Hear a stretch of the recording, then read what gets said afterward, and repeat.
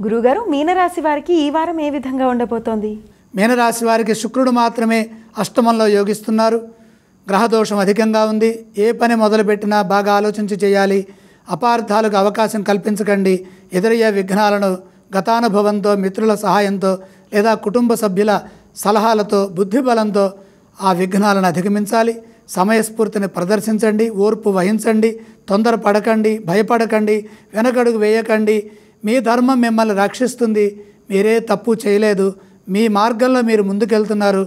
గ్రహ దోషం వల్ల సాంకేతిక లోపం ఏర్పడకుండా జాగ్రత్తలు తీసుకోవాలి. చంచలత్వం లేకుండా పనిచేయాలి. చెడు ఊహించవద్దు. ఉద్యోగంలో ధైర్యంగా ఉండాలి. ఇతరుల విషయాల్లో కలగజేసుకోవద్దు. మీ బాధ్యతలను మీరు చక్కగా నిర్వర్తించడం ద్వారా ఎదురయ్యే సమస్యలని అధిగమిస్తారు. బుద్ధి చతురతతో లౌక్యాన్ని ఉపయోగించి పనులు చక్కబెట్టాలి. ఇతరుల విషయాల్లో కలగజేసుకోవద్దు. కుతర్కాలతో కాలాన్ని వృధా చేసుకోవద్దు. ప్రతిభతో పనిచేయండి. మీ ఆలోచనలు మీకు మేలు చేస్తాయి. కుటుంబ సభ్యుల సహకారం రక్షిస్తుంది. శుక్రగ్రహం రక్షిస్తున్నందువల్ల ధనయోగం బాగుంటుంది. ఆర్థికంగా ఖర్చులు పెరగకుండా చూసుకుంటే సరిపోతుంది. ముఖ్య కార్యక్రమాల్లో అప్రమత్తంగా ఉండాలి. పనుల్లో ఆటంకాలు కలిగిస్తూ విసిగించేవారు ఉంటారు. నిరంతర లక్ష్య సాధనతో పనులు పూర్తి చేసుకోవాలి.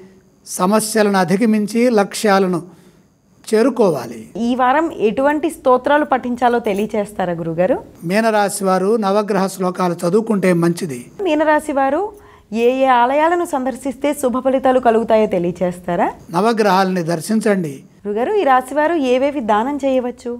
అగ్నిహోత్రుడికి నవధాన్యం అర్పించండి.